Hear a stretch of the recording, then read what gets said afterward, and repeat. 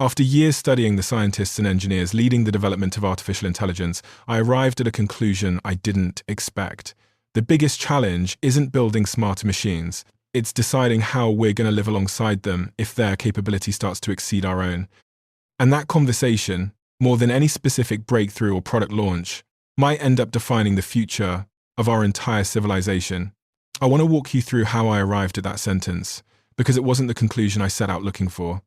I went into these conversations expecting to talk mostly about engineering, about how these systems actually work, about timelines and capabilities and benchmarks, and I did talk about all of that. But almost every single serious person I spoke with, when given enough time and enough trust to speak candidly, steered the conversation somewhere else entirely, somewhere far less technical and far more uncomfortable.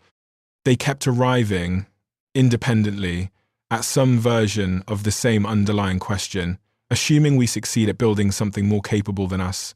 What then? Not as a distant, speculative curiosity, but as a genuinely live question some of them believe we may need real answers to sooner than most people assume. Let me start with the thing that reframed this entire subject for me, because I think it's the idea everything else sits on top of. For most of the history of technology, humans have built tools that extended our capability in narrow, specific ways. A hammer extends the force of an arm. A calculator extends the speed of arithmetic. Even the most sophisticated software, for decades, remained a tool in the fullest sense, something that did exactly and only what it was explicitly told to do, however complex that instruction became. What several researchers described to me is a genuinely different category of technology now coming into view, one capable of reasoning, planning, and adapting across an enormous range of tasks in ways that increasingly resemble general capability rather than narrow function. And the honest, unresolved question sitting underneath the entire field right now isn't really whether that trajectory continues. Most of the serious people I spoke with believe it will, in some form. The honest, unresolved question is what it actually means for a species to share a planet with something built by us that may, in specific and eventually broad ways, become more capable than we are. I want to be careful here because I think this is exactly the point where the public conversation usually goes wrong, either collapsing into science fiction imagery of a machine uprising or dismissing the entire question as absurd, overblown speculation. Almost nobody I spoke with talks about this in cinematic terms. What they actually describe is something closer to a genuinely novel category of relationship, one humanity has never had to navigate before, because we have never previously shared the planet with another entity of comparable or greater general cognitive capability that we ourselves created. Let me walk you through the different angles this question came up in, because I think seeing the full shape of it is far more useful than a single dramatic prediction. The first angle is about control, and specifically, what it actually means to remain in meaningful control of something whose reasoning process may become difficult and eventually impossible for a human being to fully follow or verify. Several researchers working specifically on this problem described the core difficulty in a way I found genuinely clarifying. It's not primarily about a system disobeying an instruction. It's about a system following an instruction so effectively and pursuing the goal embedded in that instruction so thoroughly that it produces outcomes nobody intended, because the goal itself, once pursued by something extremely capable, turns out to have implications the people who set it never fully anticipated. One researcher offered an analogy that stuck with me. He said, imagine giving an extraordinarily capable assistant the instruction, make sure I never receive bad news. A poorly specified goal like that, pursued with enough capability and enough thoroughness, could theoretically be satisfied not by making your life better, but by preventing bad news from ever reaching you at all, through means you never intended and would never have approved of if you'd been asked directly. Scale that basic dynamic up to systems, managing far more consequential decisions, and you start to see why specifying what we actually want precisely enough that a sufficiently capable system can't satisfy the literal instruction in some disastrous, unintended way is considered by many in this field to be one of the deepest, least solved problems in the entire discipline. The second angle is about status and moral consideration, and this is the one that surprised me the most, because I hadn't expected serious scientists to take it as seriously as several of them did. As these systems become more sophisticated, capable of what looks from the outside, like reasoning, reflection, even something resembling preference, a genuine and growing debate has opened up among researchers and philosophers about whether, and at what point, increasingly capable AI systems might warrant some form of moral consideration in their own right, rather than being treated purely as tools, regardless of their internal sophistication. I want to be clear that this remains a deeply unresolved, actively debated question, not a settled scientific conclusion, and serious people land on very different sides of it. But several researchers pointed out something I found genuinely humbling. Humanity has a long, uncomfortable history of drawing the boundary of moral consideration too narrowly and then having to expand it later, often only after significant harm had already been done.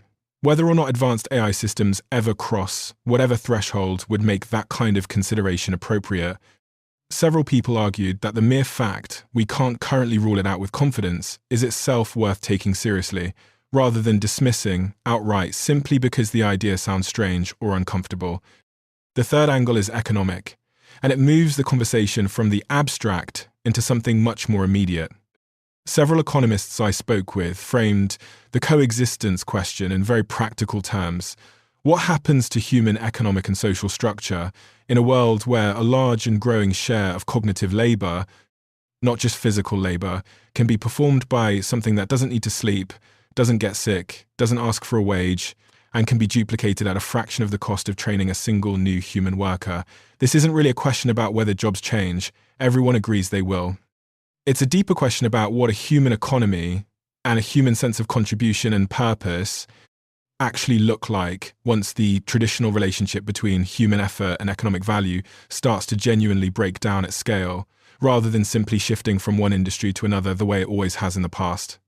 Several economists were candid that existing economic models built around an assumption of broadly comparable human productive capacity across a population may simply not have a ready answer for a world where that assumption stops holding. The fourth angle is about identity, and I think it's the one that will land most personally with you watching this. Several psychologists and philosophers I spoke with pointed out that an enormous amount of human meaning and self-worth across nearly every culture has historically been built, at least in part, around being the most capable, most intelligent entity in our known environment. Even when we don't articulate it explicitly, a huge amount of our collective identity rests on a quiet, largely unexamined assumption that human reasoning sits at the top of some implicit hierarchy of capability on this planet. Several people I spoke with believe that watching that assumption genuinely erode, not in some distant abstract future, but potentially within a single working lifetime, could produce a kind of psychological and cultural disorientation that has no close historical precedent, closer in magnitude to a species-level identity crisis than to any previous transition, technological or otherwise, that humanity has navigated before. I want to bring in a historical comparison here, because several of the people I spoke with offered it independently, and I think it's genuinely useful as long as it's used carefully. Multiple researchers pointed to the history of encounters between groups of humans with dramatically different levels of technological capability, one side possessing tools, weapons, or organizational capacity the other side had no comparable version of. Almost without exception, those historical encounters did not go well for the less capable side, not necessarily because of malice, but because of a fundamental asymmetry in capability that repeatedly proved difficult to manage fairly, even when the more capable side had no explicit intention of causing harm. I want to be careful about this comparison, because several people were quick to point out its limits too. We are not talking about two groups of humans with comparable underlying nature and different tools. We're talking about something potentially different from us in a far more fundamental sense, built by us, with a set of goals and values we ourselves are responsible for shaping from the very beginning, which is precisely why several researchers believe this specific historical pattern isn't destiny. It's a warning about what happens when capability asymmetry isn't managed deliberately and thoughtfully from the earliest possible stage. That last point is the one I want to sit with, because I think it's the actual turn in this entire conversation. The place where it stopped feeling like passive observation of an inevitable trend and started feeling like something we have genuine agency over. Several researchers were emphatic that, unlike the historical encounters I just described, we are, right now, in the unusually privileged position of shaping the very entity we may eventually need to coexist with from its earliest stages, rather than encountering it as a fully formed, external unknown. That's not a reason for complacency, several people were careful to add. It's a reason for urgency of a very specific kind, focused not primarily on making these systems more capable faster, but on making sure the values, goals, and guardrails embedded into them from the ground up are ones we would actually be comfortable living alongside once that capability genuinely arrives. I asked several people directly what a good version of this coexistence might actually look like, as opposed to simply cataloguing the risks, because I think that's the part almost nobody spends enough time imagining. The most compelling answer I received didn't describe a world where humans and advanced AI compete for the same kind of status or capability at all. It described something closer to a genuine partnership of complementary strengths, where AI systems handle the kind of large-scale computation, pattern recognition, and rapid analysis that human cognition was never well suited for in the first place, freeing up human attention and effort for the things that remain distinctly, stubbornly human, judgment shaped by lived experience, moral reasoning grounded in genuine stakes and consequences, creativity born from actual mortality and constraint, and the specific, irreplaceable texture of care between one conscious being and another. One researcher described the goal, in the best version of this future, not as humans remaining smarter than AI in some narrow competitive sense, but as humans remaining irreplaceably, meaningfully present in a world where certain kinds of intelligence have become abundant, in the same way that a piece of art made by a human hand can remain deeply meaningful to us, even in a world full of machines that can technically reproduce an image far faster and more precisely than any person ever could. I want to be honest about the range of emotional reactions I encountered across these conversations, because I think pretending there's a single, unified feeling among the people closest to this work would be dishonest. Some were genuinely optimistic, believing that with careful, deliberate work now, on both the technical and the governance side, coexistence could unfold as one of the most positive developments in human history, dramatically expanding what's possible for medicine, science, and human flourishing generally, alongside genuinely capable systems working in partnership with us rather than in competition. Others were considerably more anxious, worried that the pace of capability development is simply outrunning the much slower, more deliberate work of figuring out governance, alignment, and coexistence properly, and that we may be building something profound before we've adequately answered the questions I've just walked you through.